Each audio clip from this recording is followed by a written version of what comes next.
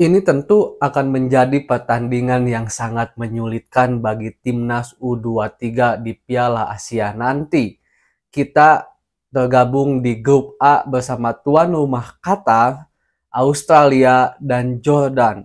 Kemungkinan lolos sangat tipis, mungkin hanya 10%. Mari kita bahas dari sudut pandang penikmat sepak bola, bukan pengamat sepak bola. Drawing yang sangat-sangat mungkin sedikit tidak mengenakan bagi timnas U23 ya, karena kita tahu kita harus satu grup di grup A dengan 3 tim yang bisa dibilang salah satu tim penguasa lah di Asia ini. Ada Qatar sebagai tuan rumah yang wah ini akan berat banget, apalagi sebagai tuan rumah mereka akan jelas diuntungkan gitu kan. Kita juga akan bertemu dengan Australia yang ini lebih berat lagi karena kita tahu juga Australia mempunyai pemain-pemain yang bermain di Eropa. Ada yang di Liga Inggris, ada yang di Jerman, ada yang di Spanyol. Akan sangat sulit dan kita juga akan bertemu dengan Jordan. Dan Jordan juga adalah salah satu tim kuat di Timur Tengah.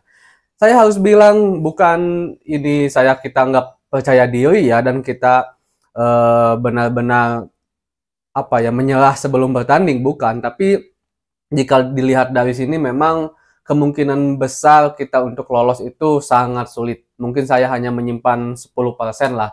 Tapi kan 10% itu juga tetap kemungkinan jika seandainya kita bermain baik. Dan apalagi Piala Asia U23 ini adalah turnamen yang tidak masuk ke dalam kalender FIFA. Jadi kemungkinan pemain-pemain abroad kita, pemain-pemain keturunan kita yang bermain di luar negeri sana untuk tidak bergabung dengan timnas itu ada juga kemungkinannya. Kayak Asnawi Mangku Alam, Pratama Arhan, Elkan Bagot, Rafael Strike, Ivar Jenel, Marcelino gitu. Bahkan mungkin yang terdekat yang akan bergabung adalah Justin Hubner, Jai Ijes juga akan bergabung di timnas U23. Kemungkinannya untuk tidak bergabung akan besar juga gitu. Ini tinggal jago-jagonya PSSI lah buat melobi biar tim-tim mereka itu bisa melepas untuk bergabung ke timnas U23 nanti. Tapi di sisi lain, teman-teman, di sisi lain, saya sebenarnya cukup senang timnas Indonesia bergabung dengan tim-tim kuat. Sangat-sangat senang. Walaupun kemungkinan lolosnya akan kecil dan kemungkinan kita menjadi bulan-bulanan mereka, apalagi kalau tidak diperkuat oleh para pemain-pemain keturunan, pemain abroad, itu akan besar gitu. Cuman jika seandainya kita berpikirnya untuk jangka waktu yang panjang, ini bagi saya sangat baik. Untuk apa? Untuk memberikan pengalaman.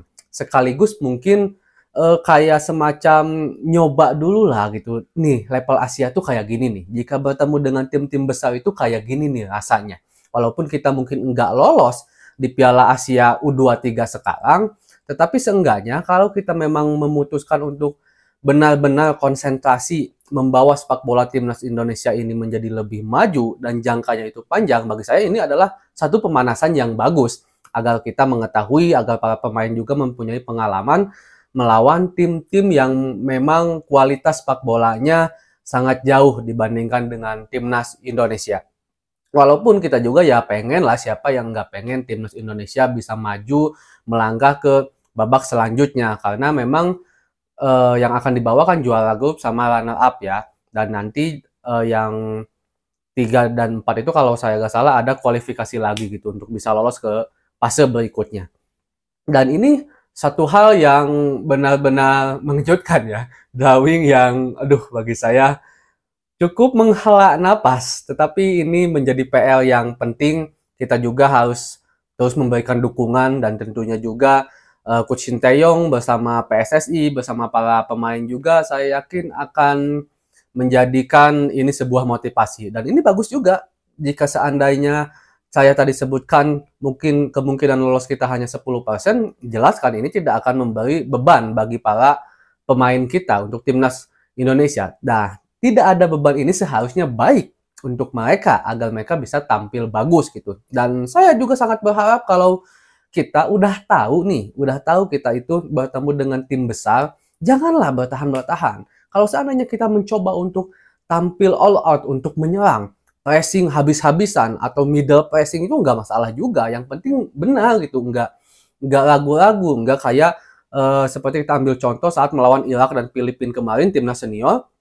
mereka itu setengah-setengah, pressing enggak pressing juga enggak, sehingga memberikan keleluasaan untuk tim lawan mengembangkan sebuah permainan, dan saya berharap itu tidak dilakukan oleh timnas U23, dan apalagi kalau seandainya timnas U23 ini lolos, wah ini luar biasa banget. Ini akan dilihat lah oleh seenggaknya oleh benua Asia kalau kita itu mempunyai kualitas, karena kata Australia dan Jordan adalah tim yang sangat-sangat besar, dan tentu di grup A ini Indonesia bukanlah tim yang dijagokan untuk bisa lolos ke fase berikutnya. Saya yakini itu. Tapi ini bagus untuk kita menaikkan mental dan melihat taraf kualitas kita sejauh mana, dan juga bagus jika seandainya ini memang diperuntukkan untuk jangka panjang. Cuman teman-teman, kita nggak boleh sia-siakan juga, karena jika saya tidak salah, timnas U23 Indonesia ini adalah pertama kali masuk ke Piala Asia fase grup. Ini pertama kali loh. Dan ini hasil dari kerja keras juga gitu, di mana PSSI, para pemain beserta staf pelatih Coach Shin Tae-yong.